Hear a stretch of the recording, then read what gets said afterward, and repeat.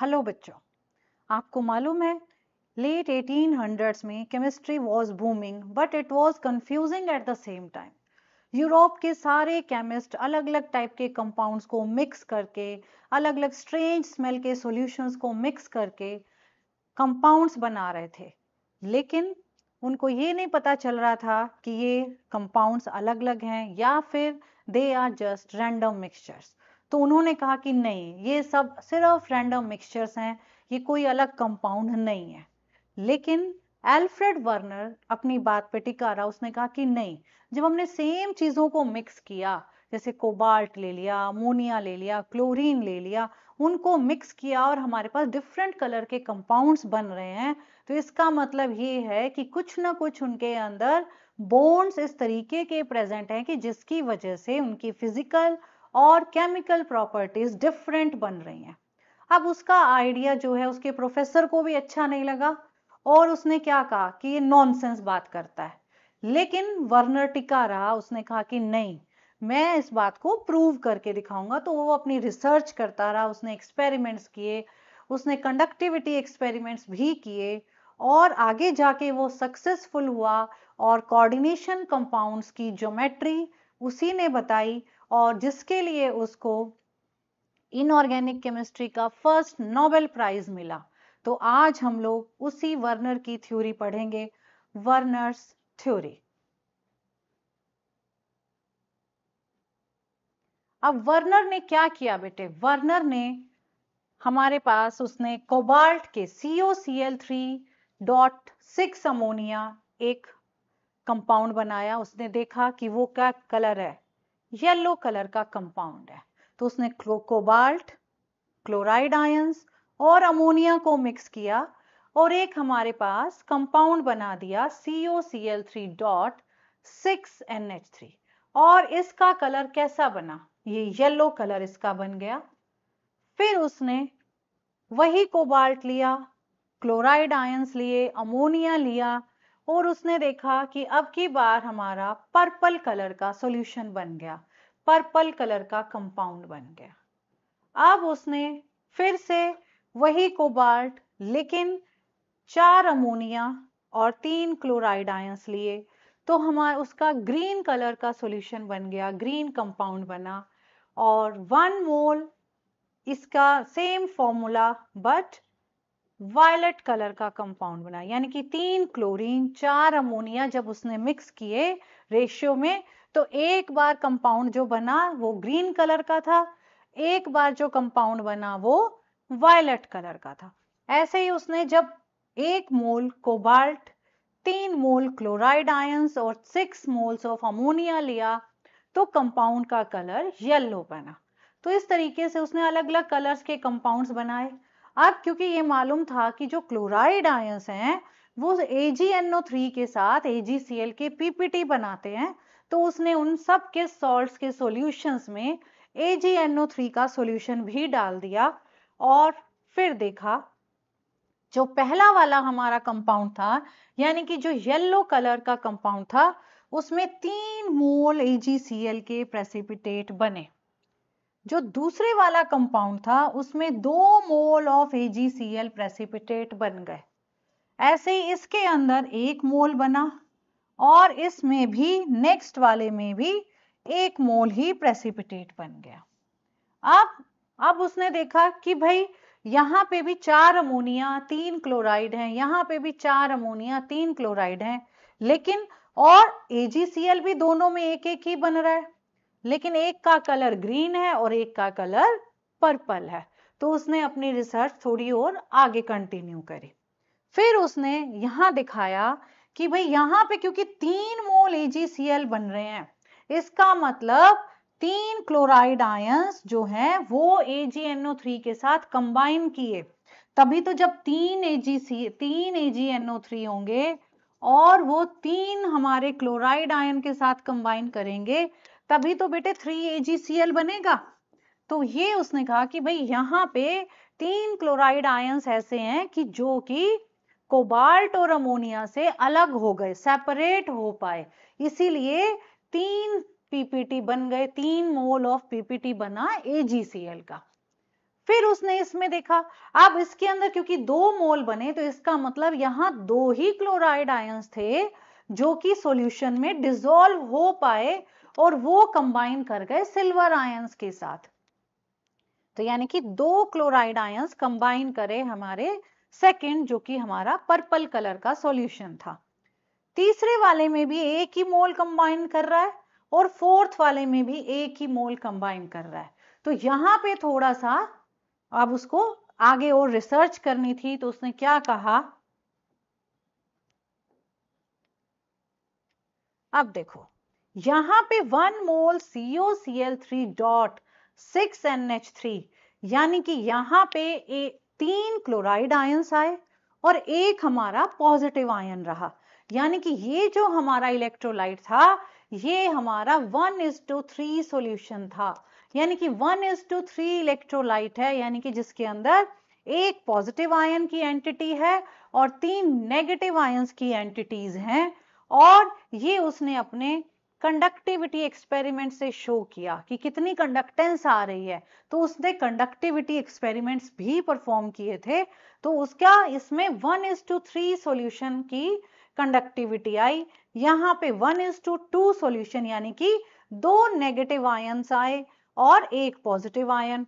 इन दोनों में 1:1 सॉल्यूशन बना, यानी कि एक ही पॉजिटिव आयन है और एक ही हमारा नेगेटिव आयन है। अब देखो बेटे, हमारे पास सिंपल COCl3 डॉट 5NH3 उसने लिया और जब उसने उसको AgNO3 के साथ रिएक्ट कराया तो उसने क्या देखा कि हमारे पास 2 AgCl के PPT बन रहे हैं, यानी कि बाकी सारा कुछ क्या है, यानी कि इसमें से 2 क्लोराइड आयंस स्क्वायर ब्रैकेट के बाहर हैं।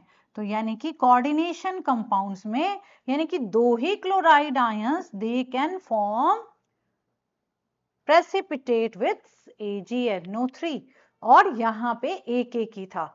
तो उसने अपनी कंडक्टेंस एक्सपेरिमेंट्स भी पता करे, तो भाई उतने ही आयंस की कंडक्टेंस आ रही है जितना यहाँ पे ये दिखा रहा है।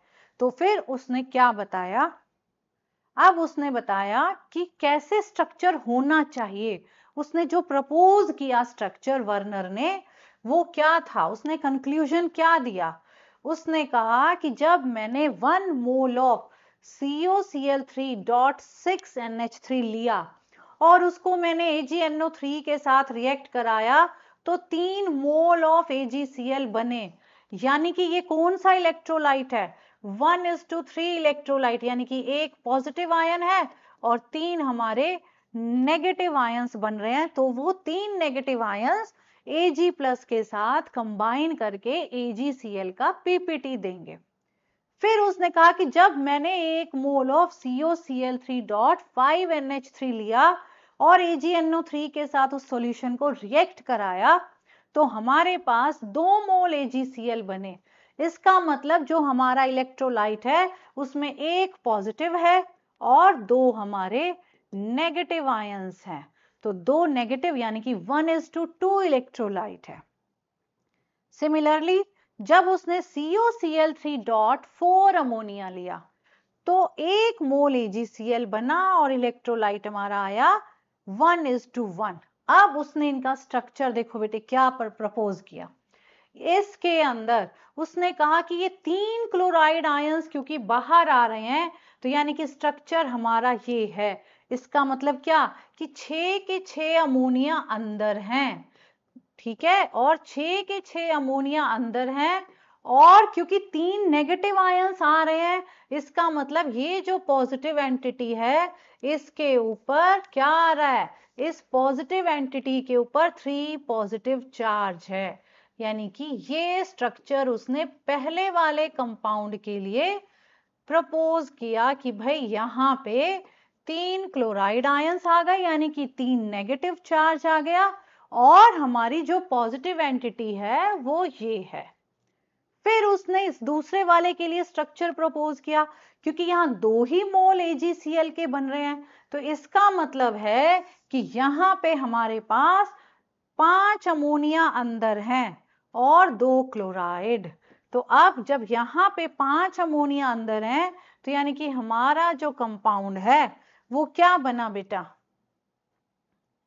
हमारा जो कंपाउंड बन गया वो है CO5 अमोनिया NH3 ये मैं लिख रही हूं, यानी कि उसने जो प्रपोज किया स्ट्रक्चर वो है CO5 अमोनिया और एक क्लोरीन। और क्योंकि दो AgCl बन रहे हैं, इसका मतलब वो दोनों क्लोराइड आयंस स्क्वायर ब्रैकेट के बाहर हैं, यानी कि वो आयोनाइजेबल हैं। फिर उसने ये तीसरे वाले का स्ट्रक्चर कि जिसके अंदर 1 मोल ऑफ AgCl बना, यानी कि यहां पे हमारे पास एक ही क्लोराइड आयन बाहर है, एक ही क्लोराइड आयन बाहर है। और इसके केस में भी अब उसने इन दोनों को क्या कहा? Same formula, electrolyte, same structure, but एक का कलर अलग आया था और दूसरे का कलर अलग आया। इसका मतलब ये दोनों सेम फॉर्मूले वाले कंपाउंड्स हैं, बट दे आर आइसोमर्स। तो ये हमारे पास उसने इनका स्ट्रक्चर ये प्रपोज किया था। ठीक है, तो जितने काउंटर आयंस बाहर होते हैं उतना ही पीपीटी बनते हैं, उतने ही मोल्स। अब जो है वर्नर ने इस अपने एक्सपेरिमेंट्स के कंक्लूजन से उसने क्या बताया? उसने कुछ पोस्टुलेट्स दिए। उसमें से सबसे पहला पोस्टुलेट है कि जो भी कोऑर्डिनेशन कंपाउंड है उसमें जो सेंट्रल मेटल एटम होता है, तो central metal atom has 2 types of valencies. Central metal atoms have 2 type of valencies. एक को कहते हैं हम प्राइमरी वैलेंसीज, दूसरे को हम कहते हैं secondary valencies. So every metal atom और ion has 2 types of valencies. One is called second primary valency and another is called secondary valency. अब जो प्राइमरी वैलेंसी है दैट इज आयोनाइजेबल, तो वो आयोनाइज हो जाती है, यानी कि सॉल्यूशन में उसके अलग आयंस बन जाते हैं उतने ही नंबर के, and it is satisfied by negative ion. अब वो क्या कहता है कि जो मेटल एटम और आयन है ना, उसकी टेंडेंसी है कि वो दोनों को सेटिस्फाई करे, प्राइमरी वैलेंसी को भी और सेकेंडरी वैलेंसी को भी। जो प्राइमरी वैलेंसी है वो क्योंकि काउंटर आयंस हैं वो बाहर वाली वैलेंसी है, यानी कि बाहर, यानी कि स्क्वायर ब्रैकेट के चाहे लेफ्ट में बाहर हो चाहे राइट में बाहर हो, दैट इज प्राइमरी वैलेंसी। तो प्राइमरी वैलेंसी बाहर वाली वैलेंसी है, ठीक है, and it is ionisable and generally it is satisfied by the negative ions. तो प्राइमरी वैलेंसी जो होती है कोई भी मेटल एटम की या आयन की स्क्वायर ब्रैकेट के जो बाहर नंबर ऑफ आयंस हैं that is its primary valency, और इसको सेटिस्फाई कौन करता है? Negative ions. तो हम दूसरी टर्म्स में प्राइमरी वैलेंसी को ही ऑक्सीडेशन स्टेट भी कह देते हैं। तो जो हमारे नॉर्मल कंपाउंड्स में ऑक्सीडेशन स्टेट होती है that is the primary valency of the central metal atom. दूसरी जो वैलेंसी है हमारी ये नॉन आयोनाइजेबल होती है, जो स्क्वायर ब्रैकेट के अंदर प्रेजेंट है that is non ionisable secondary valency, and it can be satisfied by either neutral molecules और नेगेटिव आयंस। सो न्यूट्रल आयंस और न्यूट्रल एटम्स और न्यूट्रल मॉलिक्यूल्स। जैसे अमोनिया है, अब अमोनिया अगर प्रेजेंट है तो उस पर कोई चार्ज नहीं है, तो अमोनिया सेकेंडरी वैलेंसी को सेटिस्फाई करेगा। तो मेटल की टेंडेंसी, मेटल के पास 2 टाइप की वैलेंसीज, एक प्राइमरी और एक सेकेंडरी। मेटल क्या करता है? दोनों को सेटिस्फाई करता है, अंदर वाली वैलेंसी को भी और बाहर वाली वैलेंसी को भी। अंदर वाली वैलेंसी यानी कि घर वाली वैलेंसी, तो घर वाली वैलेंसी कौन सी है? जो स्क्वायर ब्रैकेट के अंदर है। अब स्क्वायर ब्रैकेट वाली को चाहे न्यूट्रल मॉलिक्यूल भी कर सकते हैं सेटिस्फाई, और नेगेटिव आयंस भी कर सकते हैं, न्यूट्रल एटम्स भी कर सकते हैं। तो एक है हमारी बाहर वाली वैलेंसी और एक है हमारी अंदर वाली वैलेंसी। अंदर वाली वैलेंसी हमारी सेकेंडरी वैलेंसी है, बाहर वाली वैलेंसी हमारी प्राइमरी वैलेंसी है। प्राइमरी वैलेंसी को सिर्फ नेगेटिव आयन सेटिस्फाई करेंगे, इसीलिए वो ऑक्सीडेशन स्टेट है। लेकिन जो हमारी अंदर वाली वैलेंसी है उसको न्यूट्रल एटम, न्यूट्रल मॉलिक्यूल्स कोई भी सेटिस्फाई करेगा, और ये हमारी कोऑर्डिनेशन नंबर के बराबर है, and it is fixed for a metal. तो ये किसी भी मेटल के लिए फिक्स्ड होती है कोऑर्डिनेशन नंबर। और जो ये अंदर वाली वैलेंसी है, इसी की वजह से मेटल के साथ स्पेशियल अरेंजमेंट होता है डिफरेंट मॉलिक्यूल्स का, आयंस का, और उसी की वजह से ज्योमेट्री होती है हमारे कोऑर्डिनेशन कंपाउंड्स की। तो secondary valency S4 secondary valency and S4 spatial arrangement. तो स्पेशियल अरेंजमेंट के लिए कौन रेस्पॉन्सिबल है? Secondary valency.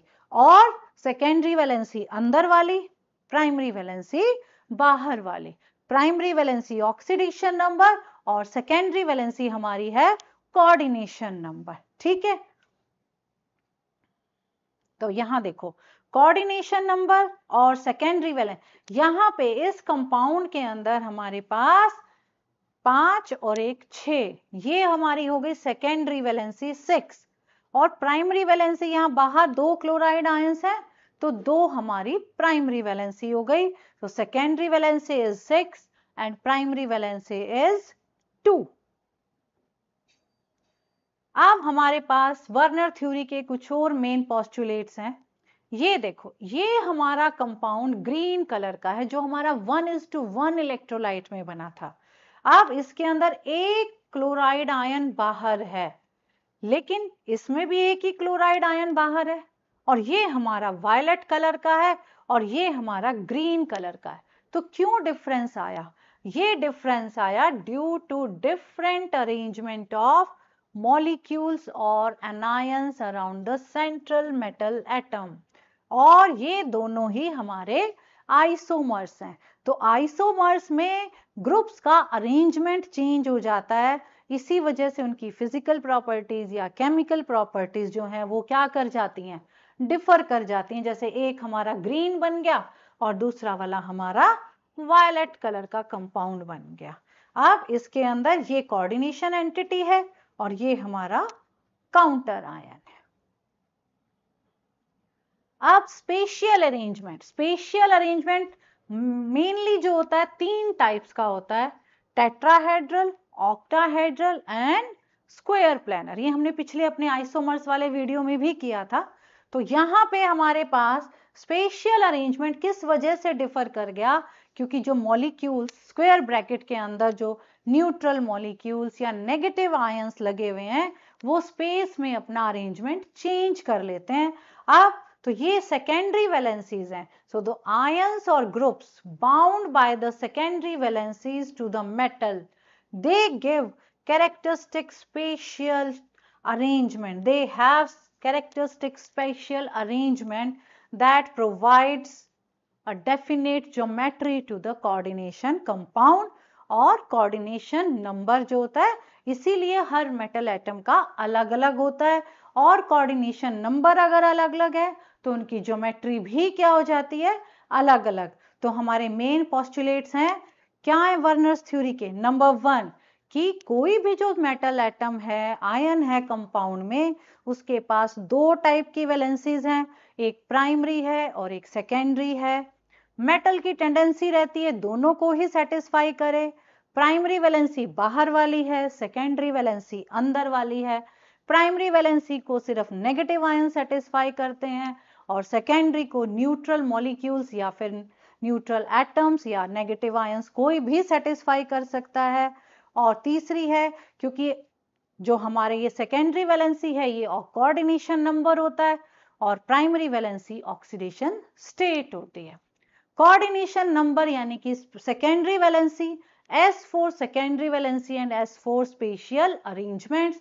तो स्पेशियल अरेंजमेंट्स के लिए जो जरूरी है वो है हमारी सेकेंडरी वैलेंसी। तो जो भी हमारे कंपाउंड्स हैं उनकी जो सेकेंडरी वैलेंसी है उसी की वजह से उनकी एक अलग से डेफिनेट शेप रहती है। तो ये थी हमारी वर्नर्स थ्योरी।